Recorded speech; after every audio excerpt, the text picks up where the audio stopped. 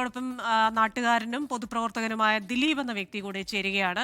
ശ്രീ ദിലീപ്, ഇപ്പോൾ നമ്മളുടെ പ്രേക്ഷകർക്ക് മുന്നിലേക്ക് അല്ലെങ്കിൽ പൊതുസമൂഹത്തിന് മുന്നിലേക്ക് നമ്മൾ കൊണ്ടുവന്ന ഈ ഒരു വലിയ വാർത്ത അങ്ങേക്ക് മുന്നിലും വെക്കുകയാണ്. അങ്ങ് ഇത് കേട്ട് കാണുമല്ലോ എന്തൊക്കെയാണ് സംഭവിച്ചത്. 2013 മുതൽ ഈ വിഷയത്തിൽ എന്താണ് സംഭവിക്കുന്നത് നേരിട്ട് കണ്ടും കേട്ടും ഒക്കെ മനസ്സിലാക്കിയ ഒരു വ്യക്തി കൂടി ആകാമല്ലോ അങ്ങേ ഇത് കേട്ടിട്ട് എന്താണ് തോന്നുന്നത്, എന്താണ് പറയാനുള്ളത്?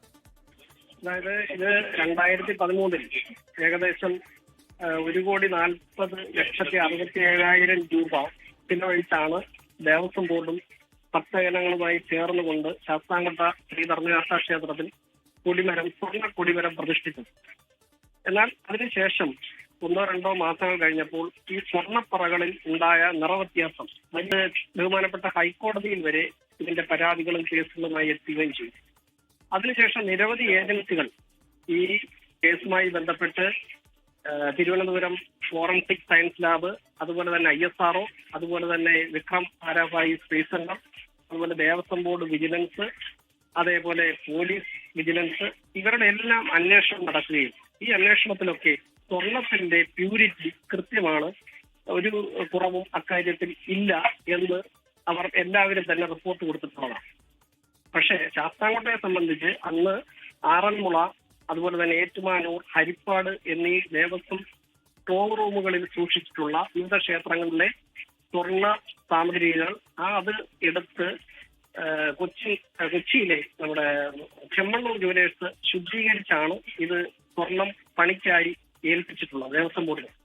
അന്ന് 6 കിലോ സ്വർണ്ണമാണ് ഈ ആവശ്യത്തിനായി ഉപയോഗിച്ചത്. അതിൽ 5 കിലോ 220 ഗ്രാം സ്വർണമാണ് നമ്മുടെ ഈ സ്വർണ്ണപ്പറകൾ ഫോയിലുകളാക്കി ഒട്ടിക്കുന്നതിന് വേണ്ടി ഇവിടെ ഉപയോഗിച്ചത്.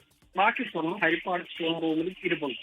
എന്നാൽ ഈ സ്വർണ്ണപ്പറകൾ എങ്ങനെ കറുത്തു എന്നുള്ളത് ഇപ്പോഴും വലിയൊരു ചോദ്യചിഹ്നമാണ്. ഒരിക്കലും സ്വർണം കറക്കുകയില്ല. അപ്പോൾ മതിയായ സ്വർണം ഈ ഫോയിലുകളാക്കി പറകളിൽ ഒട്ടിച്ചിട്ടില്ല എന്നുള്ളതാണ് ഒരു മനസ്സിലാക്കാൻ കഴിഞ്ഞത്. അപ്പോൾ കൃത്യമായി നമ്മൾ പറഞ്ഞു കഴിഞ്ഞാൽ 5 കിലോ 220 ഗ്രാം സ്വർണം, ഈ സ്വർണം ആ പറകളിൽ ഫോയിലുകളാക്കി ഒട്ടിച്ചിട്ടുണ്ടോ എന്നുള്ളത് അതിന്റെ നിജസ്ഥിതി പൊതുജനങ്ങളെയും ഭക്തജനങ്ങളെയും അറിയിക്കുന്നതിന് ബാധ്യസ്ഥരാണ്. കഴിഞ്ഞ ഒരു കമ്മിറ്റി ഇക്കാര്യത്തിൽ ബഹുമാനപ്പെട്ട Ananthagopan sir Devaswom board president ആയിരുന്നപ്പോൾ ഈ കൊടിമരവുമായി ബന്ധപ്പെട്ട് ഇതിന്റെ പുതിയൊരു കൊടിമര നിർമ്മാണവുമായി ബന്ധപ്പെട്ട് പോയപ്പോൾ അതിന് ഈ പഴയ സ്വർണ്ണപ്പറകൾ ഉരുക്കുന്നതിനുള്ള ഒരു ഓർഡർ ഇട്ടതാണ്. എന്നാൽ അത് ഉദ്യോഗസ്ഥ തലത്തിൽ അത് ഉരുക്കാതിരിക്കുന്നതിനുള്ള ശ്രമങ്ങളാണ് ഉണ്ടായിട്ടുള്ളത്. ദേവസ്വം ബോർഡ് അങ്ങനെ ഒരു ഉത്തരവിട്ടാൽ ആ ഉത്തരവ് നടപ്പിലാക്കേണ്ട ഉദ്യോഗസ്ഥർ, ബാധ്യതയുള്ള ഉദ്യോഗസ്ഥർ, കടമപ്പെട്ട ഉദ്യോഗസ്ഥർ എന്തുകൊണ്ട് അതിന് തയ്യാറാകുന്നില്ല എന്നുള്ളതാണ്. അപ്പോൾ തീർച്ചയായിട്ടും ഇതിനകത്ത് ഈ പറയുന്ന 5 കിലോ 220 ഗ്രാം സ്വർണം ഇല്ല എന്നുള്ളത് വ്യക്തമായി അവർക്ക് ധാരണയുള്ളത് കൊണ്ടായിരിക്കാം ഇത് ഉരുക്കുന്നതിന് അവർ മടിക്കുന്നത് എന്നാണ് സംശയിക്കേണ്ടിയിരിക്കുന്നത്. അപ്പോൾ ഇത് കൃത്യമായ കാര്യം 5 ലക്ഷം രൂപ ഇതിന് സംഭാവനയായി നൽകിയതുകൊണ്ട് 5 രൂപ മുതൽ ലക്ഷക്കണക്കിന് രൂപ ഈ സ്വർണ്ണ കൊടിമര നിർമ്മാണത്തിന് സംഭാവനയായി നൽകിയ നിരവധി ഭക്തജനങ്ങൾ നാട്ടിലുണ്ട്. അപ്പോൾ അവർക്ക് ഇത് അറിയേണ്ട ബാധ്യതയുണ്ട്. അവരുടെയൊക്കെ ഈ പൈസ ഈ കൊടിമരത്തിനായി ഉപയോഗിച്ചതിന് ശേഷം ഇപ്പോൾ അതെന്തുകൊണ്ട് ഇപ്പോൾ ശബരിമല വിഷയവുമായി ബന്ധപ്പെട്ട് ഉയർന്നു വന്നപ്പോഴാണ് ഇത്തരത്തിലുള്ള ഒരു വിഷയം ശാസ്താംകോട്ടയിൽ ശ്രദ്ധിക്കപ്പെട്ടത്. അപ്പോൾ എന്തു തന്നെയായാലും ഞങ്ങൾക്കറിയേണ്ടത് ഈ നമ്മൾ ഉപയോഗിക്കപ്പെട്ട സ്വർണം അത് കൃത്യമായി ആ തൂക്കത്തിലും അളവിലും ഉപയോഗിച്ചിട്ടുണ്ടോ എന്നുള്ളതാണ്.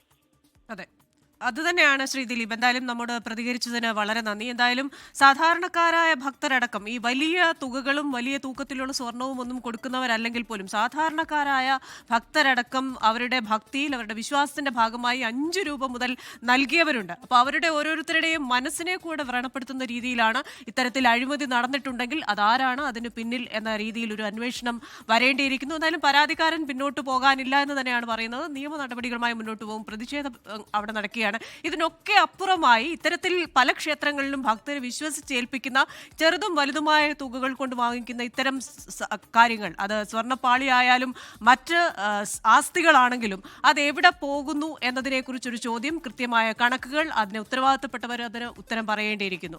ലോകത്തെവിടെയായാലും ഏത് സമയത്തും 24 വാർത്തകളും ഓഗ്മെന്റഡ് റിയാലിറ്റി പാക്കേജുകളും എക്സ്പ്ലെയിനറുകളും വിശദമായി കാണാൻ ഞങ്ങളുടെ യൂട്യൂബ് ചാനൽ നിങ്ങൾക്ക് സബ്സ്ക്രൈബ് ചെയ്യാം.